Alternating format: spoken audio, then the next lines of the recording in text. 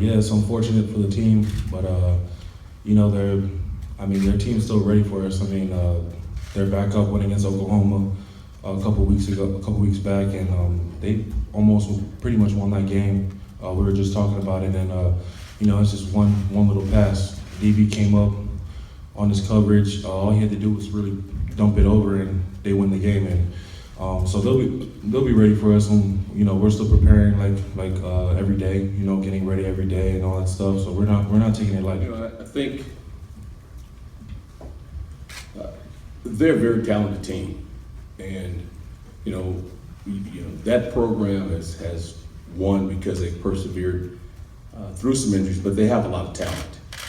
And in the games, you know, in the times when the starting quarterback was out, they have other ways of running that offense. You know, they have a wildcat system.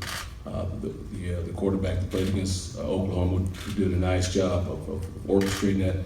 He has some skills, and so our preparation had to change, and we don't expect any letdown. What we're expecting is even a more fiery team because they've lost something. I think, you know, they'll come back and you know, sometimes when you're injured or sometimes when you lose someone, when the troops rally, you can come back stronger. I think that's what we're going to get. So we're preparing for the same offensive attack. You know, it may be a wildcat quarterback. You know, we don't know that, but we need to be prepared for everything. And you know, bowls are, you get everything. You know, a bowl game is like the first game of the year, and so we have to be prepared for everything. We were traveling to the FCA breakfast, and then one of the players mentioned it, and I didn't pay much attention because, you know, first I thought they were joking, and then, you know, later on the way to practice after meetings, you know, it was kind of a buzz.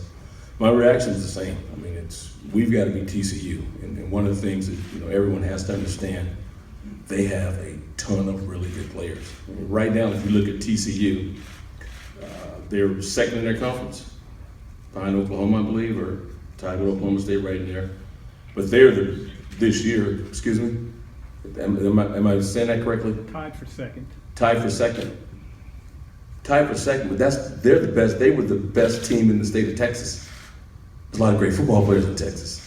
So that it's not just the quarterback, it's not just the receiver. There's a lot of good players on that team, and so we've had to prepare the same. But that's why the news here, you know what, they lose some dynamicness at that quarterback position, but there's a lot of playmakers all over the place. So it was no excitement to jump for joy. It's okay, now, you know, we've got to be prepared for something else, and that's how we look at it. Yes, sir. Follow up, you'll practice tomorrow. Will you make any changes you anticipate in light of the developments?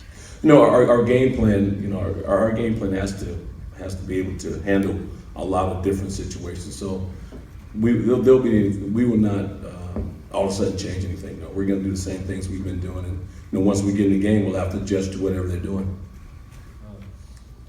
I mean, we try not to put ourselves in that kind of situation, you know, being in, you know, other people's territory and all this stuff where, you know, they're cheering for, you know, we're in Texas, so we got a lot of Texas fans. We don't want to be put ourselves in a situation where, you know, things will get heated. And if we're in a place like that, we make sure we come in numbers. But Coach always preaches, you know, when something hostile comes amongst one of the players, we got to get our guy out. You know, we're not here to be tough guys, you know, off the field, try to, you know, start up fights and everything. We just try to get our guy out, you know, and just kind of turn the other cheek in a way and just walk away.